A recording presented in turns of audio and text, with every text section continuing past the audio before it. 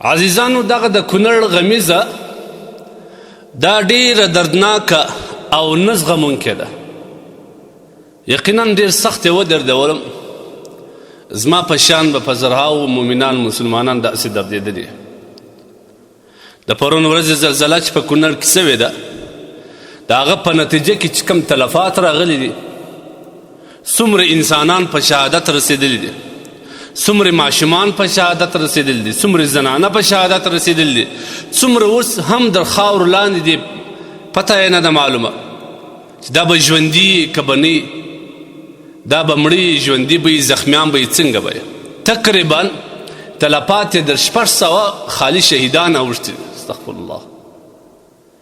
د هغه رقم 800 900 اوس به 2000 ته د دې خالي زخمیان رسېدلي. هغه مالي زیانونه، هغه کورونه چې نړېدلي دي، دا خو هلته پرېږده. یقینا دا یو ډېره لویه او خونړۍ پیښه ده. د دې په وجه باندې ټول امت مسلمات ډېر سخت غمګین دی، او دا د هر مسلمان هم ایمان بدای چې په خپل مسلمان ورور باندې ودردېږي. څومره شهادتونه چې راغلي دي، څومره زخمیان چې پراته دي چې هغوی در ورسه پورې اسپتالو ته لا نه دي رسېدلي. څوک نیمۍ په خاورو کې، څوک نیمۍ نه بلکې ټول د خاورو لاندې دي. د چا مکمل پامل په شهادت رسېدل دي. 19 انسانان د یوه کوره، 20 انسانان د یوه کور. دا ډېره سخته دردناکه غمیزه ده. الله اکبر، الله اکبر، انا لله و انا الیه راجعون. الله جل جلاله دې د شهیدانو شهادتونه قبول کړي. پروردګار عالم دې زخمیانو ته عاجله شفا ورکړي. الله جل جلاله دې هغه انسانان ته چې هغوی ته مالي زیانونه اوښتي دي د غیب د خزانو څخه دې الله بندوبست ورته وکړي. خو عزیزانو یوه خبره کوم، په داسې وخت کې امت مسلمه ته څه کول پکار دی چې مسلمانان په یو داسې غم کې، په یو داسې درد کې، په یو داسې عذاب کې چې هغه مرګ او ژوند نه معلومیږي، در خاورو لاندې نور مسلمانان ته په دې وخت کې څه کول پکار دي؟ زموږ اسلامي فریضه څه ده؟ زموږ اخوي فریضه څه ده؟ موږ ملي فریضه څه ده؟ آیا دا ده چې اوس هم خلک سره ناست چې دا زلزلې ولې راځي؟ څوک په یوه بحث اخته دي، څوک په بل بحث اخته دي. خلک هلته انسانان مري، هلته انسانان در خاورو لاندې دي. دومره کس نشته چې راویې بسي. انسانانو ته کومک ته ضرورت دی. هلته د انسانانو د راکښلو ضرورت دی. دلته موږ په بحث و مباحثه باندې اخته یو. څوک یې وجوهات ته لاشي، دا وایي زموږ عمل دی، څوک وایي یا دا رقم دی، څوک دا رقم. د الله بندګانو د خدایه وبېرېږي. انسانان در خاورو لاندې دي، انسانان په سخت عذاب کې دي، د مرګ د ژوند درک یې نشته. دلته موږ په دا بحث باندې اخته یو. اوس موږ په دا فضول بحث باندې اخته یو. ولې موږ ته د خپل مسلمان ورور غم نه رامعلومیږي؟ دا خو زموږ اسلامي فریضه ده، بالخصوص د افغانانو ملي فریضه ده چې کوم قیامت هلته جوړ دی او کوم انسانان هلته در خاورو لاندې دي، د هغوی درد یوازې هغو کسانو ته ولې معلومیږي؟ دا خو د الله رسول وایي المؤمنون کرجل واحد، په بل روایت کې کجسد واحد، لکه یو جسد. ټول مؤمنان دا رقم دي. که د دنیا په کونج کې یو مؤمن په غم اخته و، په مصیبت اخته و، ته به دلته دا رقم دردېږي لکه ستا پر کور چې برابره یې. ته سوچ وکړه چې ستا په کور کې 5 کسان په شهادت رسېدلي، 10 نور در خاورو لاندې، کور دې ټول نړېدلی، حیوانان دې ټول در خاورو لاندې، بیا هم ته دلته بحث کوې؟ ستا په زړه به څه تېرېږي؟ خو د الله رسول وایي ان اشتکا عینه اشتکا کله. ټول مؤمنان لکه یو ورور دا رقم دی، یا لکه ورونه دا رقم دی، یا لکه یو جسد دا رقم دی. که چیرې په جسد کې د چا سترګه خوږ سي، ټول جسد ورسره خوږېږي. او که چیرې په جسد کې د یو چا لاس خوږ سي، ټول جسد ورسره په ناروي. لیکن نن امت مسلمه په کوم مشکل مصیبت اخته دی، موږ څه کوو؟ څوک بس سوشل میډیا له لارې تعقیبوي، یو اوف ورته ولیکي، په دې موږ خلاصېږو. هېڅ امکان نه لري، هېڅ امکان نه لري چې موږ په دې باندې خلاص. د خدای دپاره، د خدای دپاره امت مسلمه په غم اخته دی.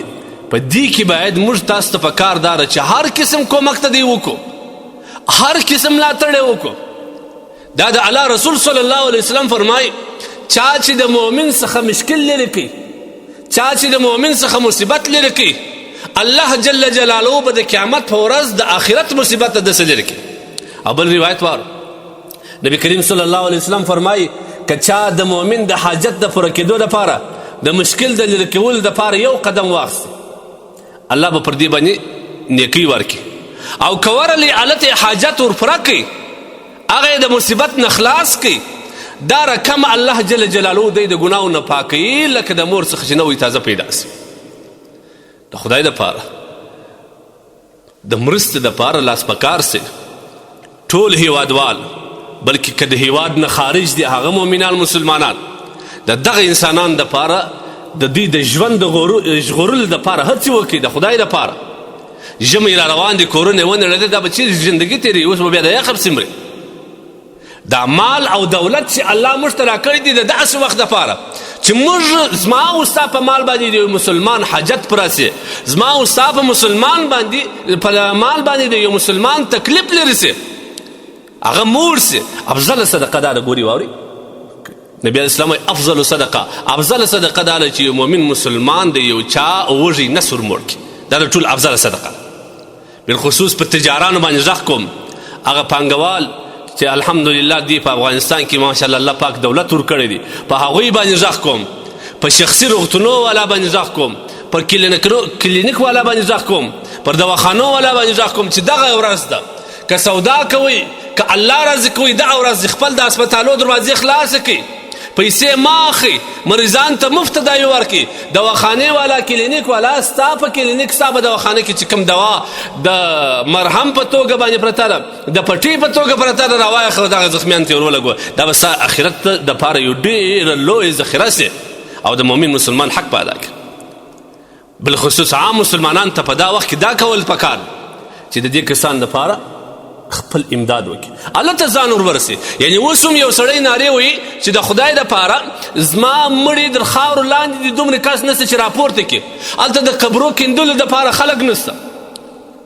ولې موږ نه دردېږو؟ د میلو دپاره موږ څومره روان یو، هلته دا خلک څومره مېلمانوازه خلک وه. اوس هم داسې غیرت و ننګ په کار دی چې موږ ور شو دغه خلک د مرګه وژغورو یا یې مړي خاورې ته وسپارو. عوام مسلمانانو ته په کار دا ده چې هغوی الله جل جلاله ته دعاوې وکړي، خدای ته متوجه سي. دا د الله جل جلاله قهر دی. ګوره واوره، دا د قیامت علامه ده چې په آخر د زمان کې به زلزلې ډېرې سي. الله ته خواست وکړي چې خدای دا زموږ د اعمال نتیجه ده، الله ته تسلیم سي. کم مسلمانان چې الله پاک جل جلاله د زلزلو څخه فی الحال محفظه کړي دي، هغه دې نور الله ته تسلیم سي چې خدای دا خو سبا پر ما هم راځي، خدای زما ګناوې معاف کړه.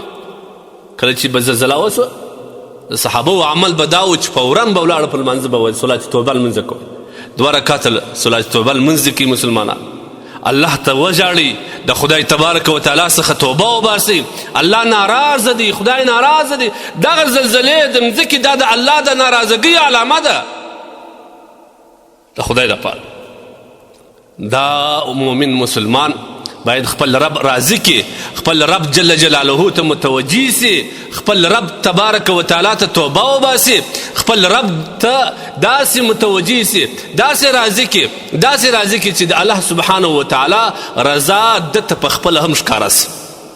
دا کوم عملونه چې زموږ دي او دا کوم حالات چې پر موږ راځي دا زموږ د اعمال نتیجه ده. دا زلزلې د دې وجوهات معلومول لږ پکار. په دې وخت کې انسانان باید صدقې وکړي، او افضل صدقه دا ده چې د دې ته ځان رور سو، خپل مال په مصرف کړه، بس نور به تا الله د زلزلو څخه خلاصوي.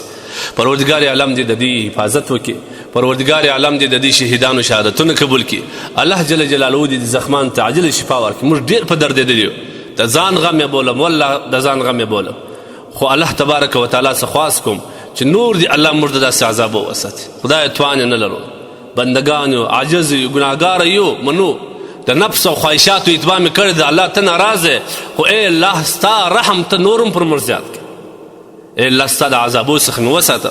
پروردګار عالم دې د دې کسانو حفاظت وکړي، الله دې د دې معاونت او مرسته وکړي، پروردګار عالم دې د دې زخمونو ته پټۍ ورکړي، الله جل جلاله دې ته شفای کامله ورکړي، الله پاک جل جلاله دې موږ ته د دې سره د کومک توفیق راکړي.